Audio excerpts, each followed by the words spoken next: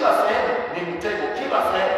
Anaambiwa Yohana katika Ufunuo kitu kimoja, kwamba najua unapokaa kwenye kiti cha enzi. Sasa utashindaje kama unakaa kwenye maeneo ambayo shetani alitupwa? Utashindaje kwa nguvu zako?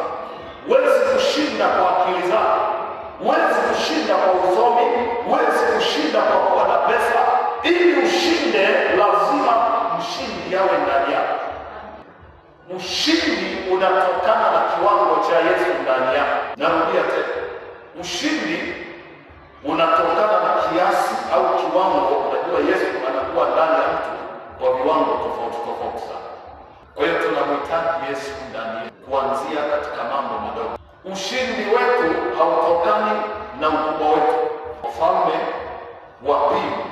wa pili sura ya 5, kitu kidogo nataka nikuonyesheni hapa. Wafalme wa pili, hata wewe msikilizaji ambaye unaendelea kufuatilia YouTube sasa hivi tukiwa live hapa katika madhabahu ya urejesho, unayefuatilia katika channel ya mdogo wake na Yesu anaweza kuona imani yako hapo ulipo, na ninaamini kwamba unahitaji ushindi kwenye maisha yako.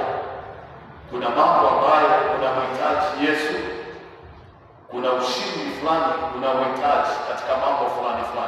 Wafalme wa pili, 2 Kings chapter 5 mstari wa 1.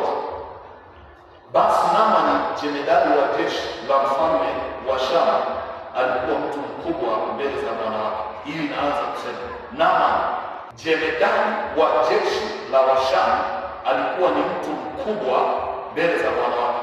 Alikuwa mtu wa namna gani? Sema kwa sauti kubwa, alikuwa ni mtu wa namna gani? Sema kwa sauti kubwa, alikuwa ni mtu wa namna